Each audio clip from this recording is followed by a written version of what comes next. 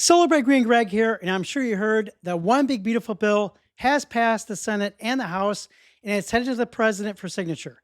In this video, I'm going to talk about home solar and battery tax credits, energy efficiency tax credits under Trump's one big beautiful bill, the final law. I'm going to let you know the last minute changes, and should you wait to get solar, I'm going to show you the payback with and without the tax credits. Also, I'm going to let you know what you need to do to make sure you can claim the tax credits for year 2025. So stay tuned. So first of all, there was a solar excise tax that was inserted at the last minute. That has been removed. There is no solar excise tax. Thank goodness. Section 25D, the residential clean energy tax credits. This is for home solar, battery, and energy efficiency. The final law that passed the Senate and the House is expenditure must be incurred by the end of 2025. Now, I have confirmed with Abby Hopper. She's the president of SEIA, the Solar Energy Industry Association, and she's been lobbying for solar on Capitol Hill during the One Big Beautiful Bill debates. And she knows firsthand what the bill says. Now, I have seen some publications say it has to be installed in 2025 or has to be placed in service in 2025. That is the old language from the House version and from the Inflation Reduction Act. The actual law says expenditure incurred in 2025. Okay. Now, expenditure incurred might give more time for solar installations, depending on how the IRS writes the guidelines or makes a ruling. We don't know yet. Section 48E can be used for residential solar leases through the end of 2027. Now, keep in mind, in a lease, the leasing company keeps the tax credits, not the homeowner. Now, hopefully, though, the lease company is taking into account that the tax credits reduce their cost and therefore makes the payments lower than without the tax credits. But it's a real shame that after 2025, the homeowners will no longer be able to directly claim the tax credits. If you want to know more about how the solar tax credit works, I have a separate video on this. I'll leave a link at the end. Also, elimination of tax credits and rebates for home solar energy efficiency upgrades, such as heat pumps, electric panel upgrades, etc.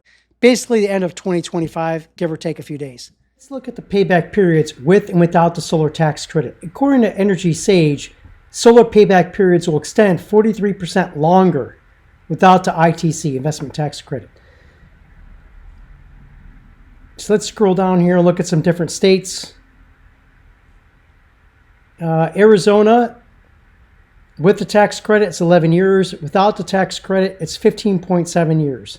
So adds 4.7 years without the tax credit.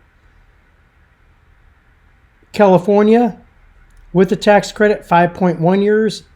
Without the tax credit, the payback period is 7.3 years. So 2.2 years more without the tax credit. Florida, payback period is 10.9 years with the tax credit, 15.5 without the tax credit. It adds 4.7 years to the payback period. We'll take a look at a couple others here. North Carolina, 10.3 years.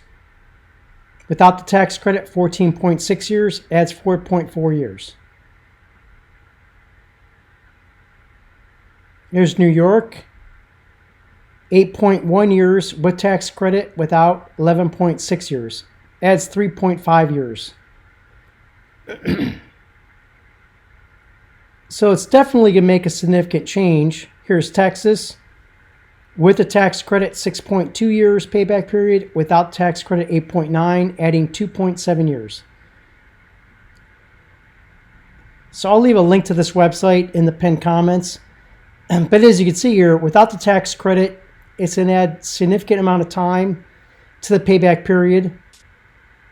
I'll leave a link to this website in the pinned comments for your reference. So how do you claim your solar tax credit for 2025? Well, I would recommend getting solar and energy efficiency upgrades before the end of 2025. And I recommend to get them placed in service in 2025. This means they're fully installed and operating. If it's a grid-tied system connected to the utility, that it actually is connected to the utility and operating fully.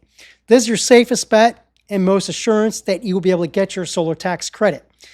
Now, like I said, it does say the expenditure must be incurred in 2025, but we don't have a definition of that yet. And that's why I'm doing this video now. Right now, you have plenty of time to go ahead and get a contract signed and get it installed.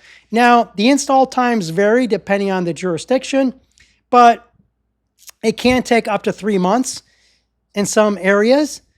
For instance, the utility company, if you need a meter swap, they have up to 30 days to actually replace the meter.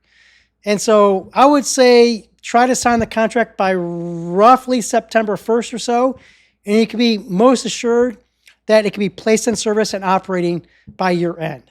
Before that, if you can, but that's why I'm doing this video now. Okay, right now you got plenty of time. Shorter times than that, I don't know yet until we get a ruling from the IRS. And again, it depends on how long your jurisdiction takes to get solar installed. Solar by Green Greg here. And on this channel, we cover home solar PV and battery, solar pool heating, and energy efficiency. And I do it all without any sort of sales talk or clickbait. Listen, I'm a homeowner just like you, and I know how it is. Sometimes you're just trying to get information. Hey, if that's you, please go ahead, hit that thumbs up, and hit that subscribe button. And by the way, hey, let me know where you're from.